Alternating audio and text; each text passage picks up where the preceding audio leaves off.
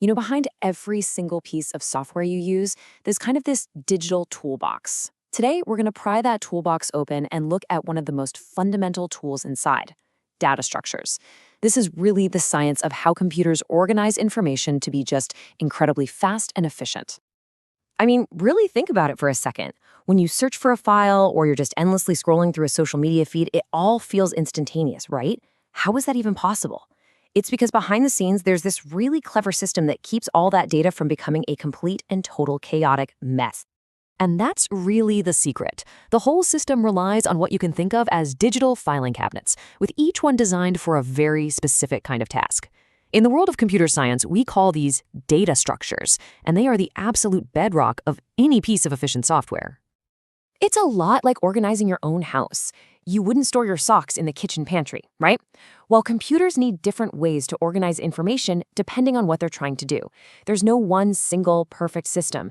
Every method has its own strengths and, of course, its own weaknesses. This quote right here just hits the nail on the head.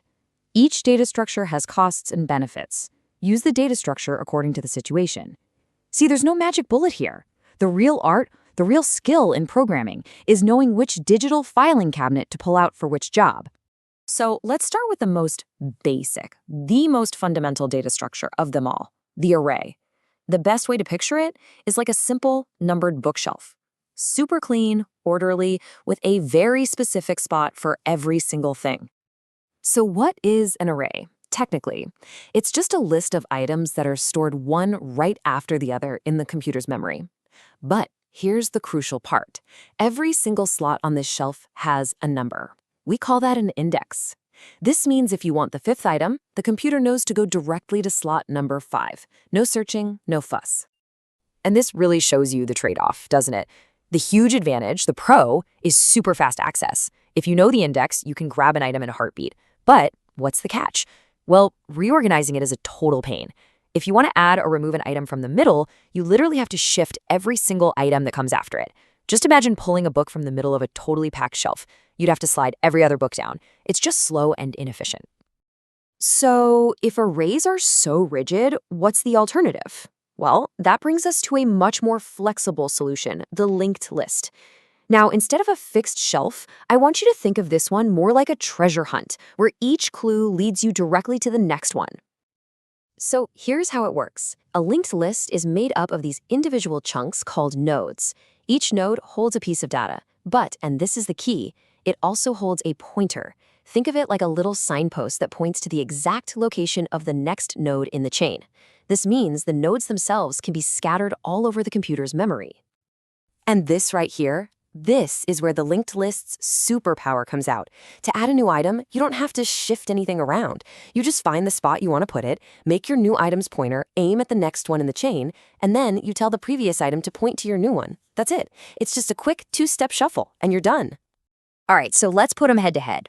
With an array, finding an item by its index is lightning fast, but adding or removing stuff is slow. With a linked list, it's the complete opposite. To find an item, you've got to start at the very beginning and follow that whole chain of clues, which, can be slow, but adding or removing items, incredibly fast. See? 2 different tools for 2 very different kinds of jobs.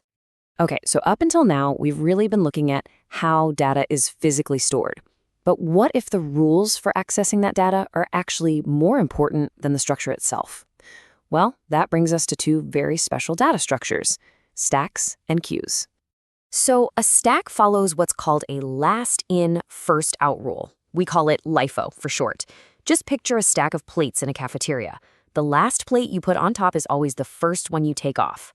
A queue, on the other hand, is first in, first out, or FIFO. This one's easy. It's just like a line at the checkout counter. The first person to get in line is the first person to get served. Simple as that. And believe it or not, you use these concepts all the time, probably without even realizing it. You ever use the undo button in a program? That's a stack. It's just reversing the last action you took. Your computer is also constantly using stacks to manage calculations and keep track of running programs. And queues? Oh, they are everywhere. From your printer managing a line of documents to your operating system deciding which program gets to use the processor next.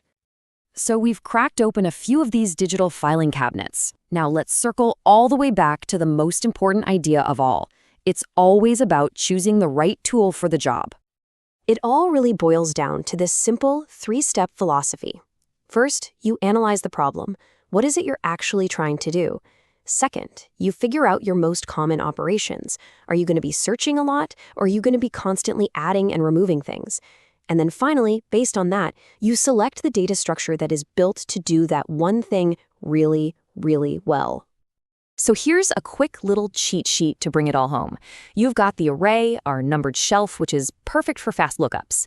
The linked list, our chain of clues, is the absolute champion when it comes to frequent insertions and deletions. Then there's the stack, that's stack of plates, which handles all those last in, first out scenarios. And finally, the queue, our checkout line, which is for any first in, first out situation you can think of. Look, these are just a few of the fundamental building blocks that make all the software we rely on every single day possible. They're the simple, often elegant solutions to the incredibly complex problem of managing information. Now you know the basics, so what kind of problem are you going to solve?